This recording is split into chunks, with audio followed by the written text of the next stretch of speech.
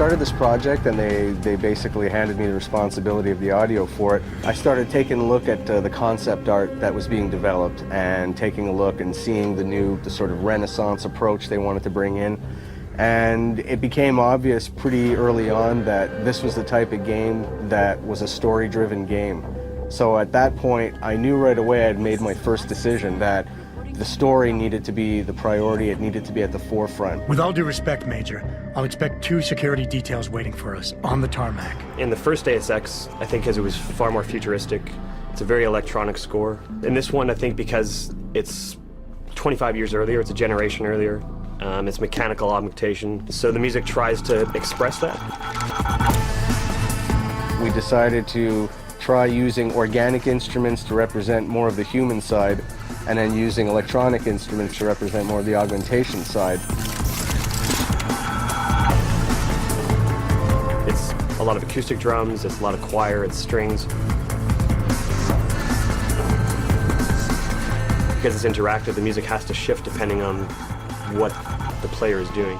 Especially in Deus Ex, where the player can play it stealth, or he can play it as an action game, or he can play it socially, the music has to be able to reflect all those different styles of gameplay. Combat is just insane.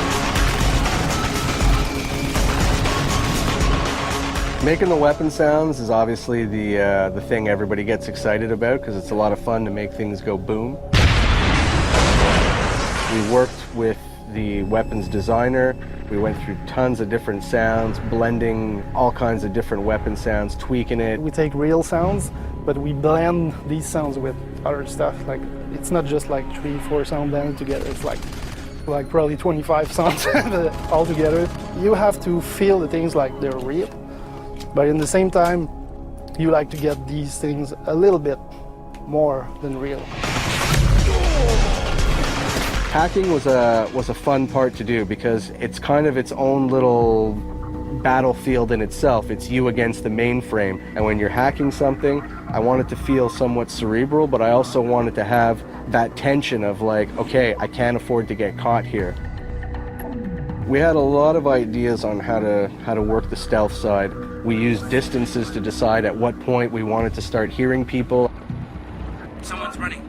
At what point did we want to start stressing the player out with the fact that they've got enemy guards approaching. And in the end, I think we found a recipe that worked really well and creates a really cool experience. We know someone's here. Keep looking. It's a heavy game, it's dense, there's a lot of story, there's a lot of conspiracy, there's a lot of characters in the game. That means the emphasis needs to be put on the people telling the story, and in this case, the actors. It is a time of great innovation, technological advancement. The thing about playing Adam Jensen is tricky because as an actor, when you play anything like film, television, or stage, what you do is you justify everything the character does. You have to. I found your attack dog in the factoring labs. But with Jensen, I have to justify not only why he's doing one arc, but why he's doing hundreds of arcs. When I have the option to play as a good guy, to not kill anybody, to go through the game and knock people out and never get discovered, that's what I'll do. Because I feel like a good guy wouldn't go around killing everybody. If I kill somebody and I didn't mean to kill them, I'll go back to a previous save. I'll be like, okay, no, I'm going through without killing them.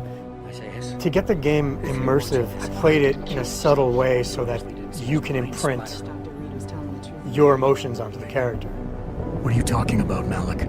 What we needed was not so much music as it was more emotional support for the story. So whatever environment we're in, if we're in Detroit or we're in Shanghai, is trying to bring elements of that environment into the music. Street musicians that you may hear walking down the street are all incorporated into the score as well. You have to give a special color to the game. You have to get the vibe of that city. It's not just ambience. We've also got sounds being triggered at different intervals as you walk because that's what makes it feel realistic.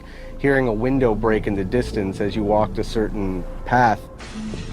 And what's cool is when you walk back the same way, it's not going to be the same sound. It's not baked in. We've got something else cooked up. Now you're sitting there going, okay, well, this feels like it's adapting to what I'm doing in the game, and ultimately that's the illusion you want to create.